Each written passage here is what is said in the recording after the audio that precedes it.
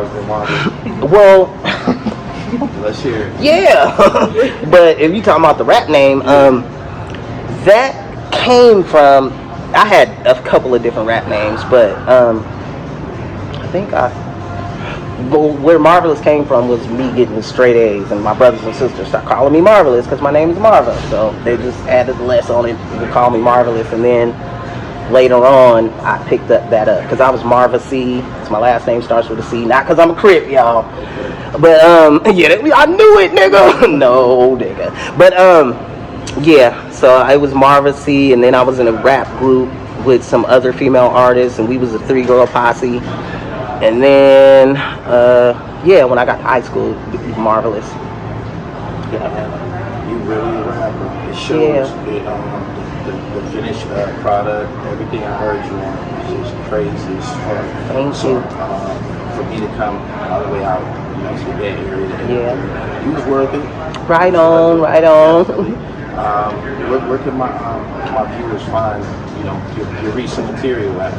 Well, all of my social media platforms are The Real Marvelous. That's Instagram, YouTube, Facebook. Everything is The Real Marvelous. MARVALESS. The album Still Marvelous is out on all platforms. I got hard copies too because I'm old school. So when I go on the road, I got to make sure, you know, I got hard copies for the OGs. I got CD players. But yeah, you can find me on all social media platforms. The Real Marvelous. And salute to Lil Marvaless too. She wanted to make it today, but she had a prior engagement.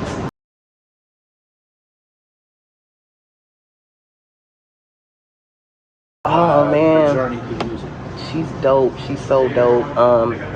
When she first started rapping, she was actually scared to rap in front of me, which I learned later on. You know, when she she did a song when she was like maybe 13 or 14, and you know, it was cute and everything. But when she really got more serious was like later on in high school, and so once she graduated and everything, she started really getting even more serious. And then she came and let me hear a little song, and she was so scared because I think she said a cuss word. Now, you know, people may think, oh, Marv, gangster rapping Marv, she don't care. Nah, it's about respect over here, and I don't play them type of games. You're not finna cuss in front of me. But I had to ultimately come to nobody censored me with my music. Now, I'm one of them old school mamas. You're not finna sit up in front of me and be cussing and doing all that.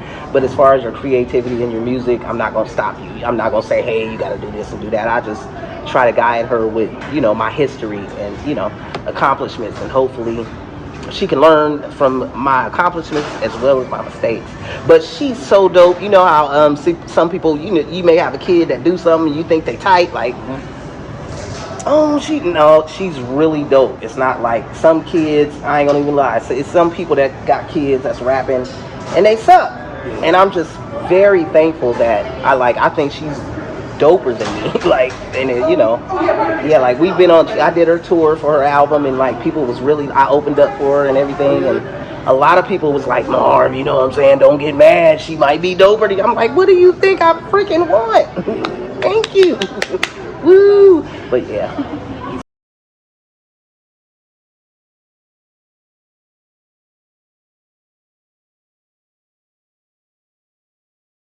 No, I'm from Elder Creek Mile, which is not too far from the Gardens, but people. So you just both from different neighborhoods. Yeah. Okay. Yeah, but it's all the South area. I'm more from the Southeast, but it's a hop. It's like right where Florin Road and 29th, where both from. You go down Florin Road to where I'm from. So when y'all was doing shows back in the day, your people be in the spot and his people be in the spot. Well, yeah, in the beginning, yep. Do you have a favorite male MC? I'll take three. Well, that would be okay. I know one of the obvious. Yeah. One of the obvious would be. And this is gonna be in no particular order. So I would say, of course, Bo. Like, man, just working with him, and like that's how I learned how to count my verses, because I was just one of the rappers that was, you know, we battling, I'm gonna say rap how fucking long I want to, and then see, I would always wait to rap last. Like the guys would rap and everybody would rap, and then I would wait till last and be like, then everybody, oh, I won. I never lost a battle ever. Burbank 3500, ask somebody. But Bo was like the epitome of dopeness to me, man, because like, you know, he was a straight gangster, but his bars is freaking impeccable, and his creativity and all that, and just the things that I learned from him is like as far as recording in the studio and stuff like that. And then of course Tupac. Y'all know that. Alright. If you people that go back and listen to the Ghetto Blues album, back then we was doing shout outs, so at the end I was like, shout out to this person, that person.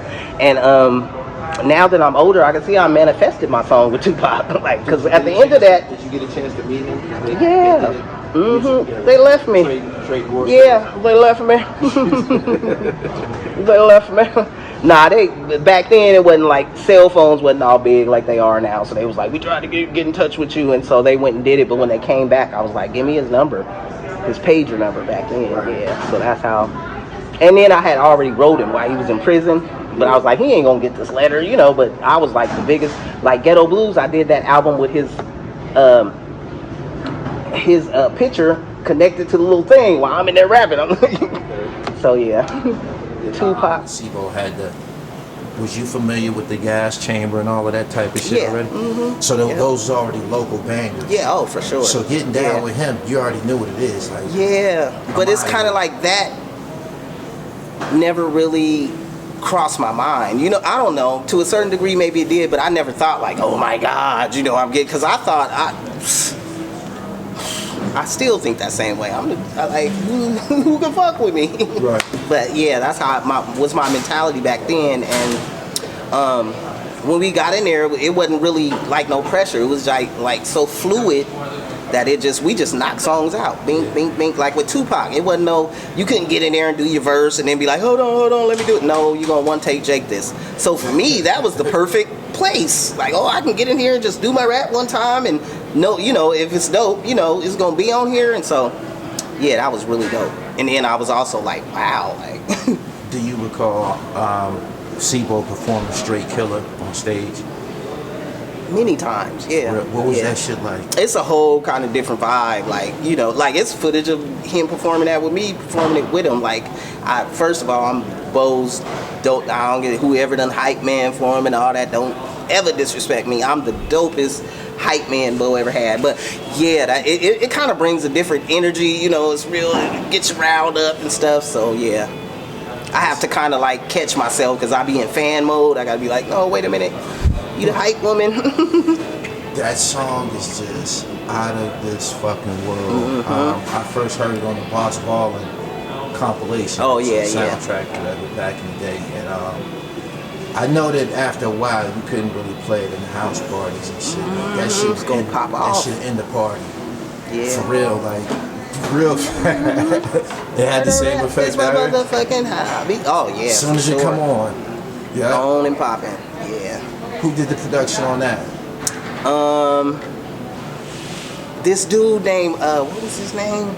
Skills from Seattle, and he actually ended up doing what's the song with me and Bo? The beat is kind of similar though. I can't think of it right offhand, but yeah, Skills did that beat. Yep. And I think he ended up ultimately doing like gospel music. Incredible song. Incredible song. Shout out to Sebo. Ultimately, I've spoken to him a couple of times on social media. Ultimately, I love to have him on the show. It's big deal being the first East Coast platform. Have you did any interviews with any platforms on the East? Well, I did one. I can't even remember the name of it. I ain't gonna lie, but it was, you know, a phone interview a couple of years ago actually with me and Lil Mar.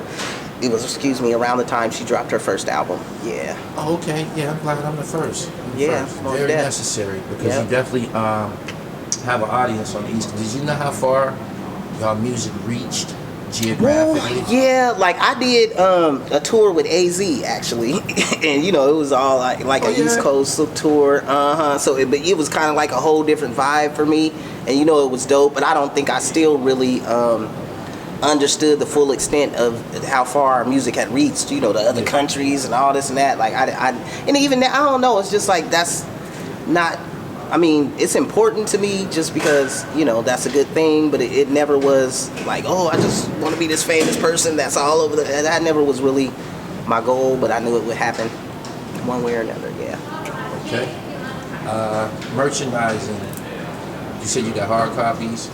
I got everything. Hit me up on stillmarvelous.com or highvisionary.com. That's Lil Man, her clothing line, I'm so mad. Like, I normally wear her clothing line pretty much every day. She got sweatsuits, short sets, t-shirts, hoodies, what's those things, people, the masks that come over to kind of look like you're gonna rob somebody, all kind of stuff. She has, man, so much dope merchandise, and I do too.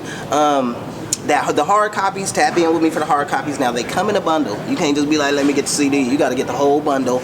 That comes with the shirt, the CD, the poster, you know, everything like that. So yeah, I'm the Real Marvelous on all social media platforms. Marva, I really appreciate you making this happen for me. We did a prior episode over the phone. Yeah, it did great, but this really means a lot for me to be able to put a face with the voice. Word. Because again, I'm an East Coast dominated platform. And just let me say this.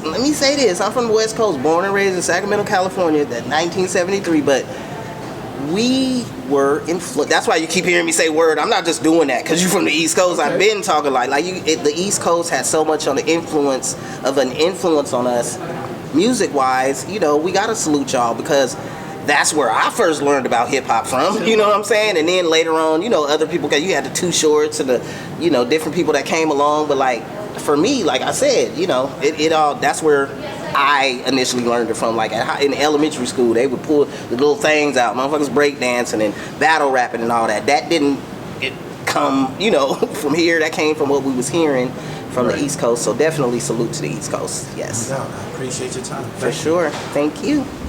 Hey yo, it's robbed like get robbed, man. Look, it's the Claw. I'm rocking with Gully TV. You niggas better pay attention or get found somewhere on the motherfucking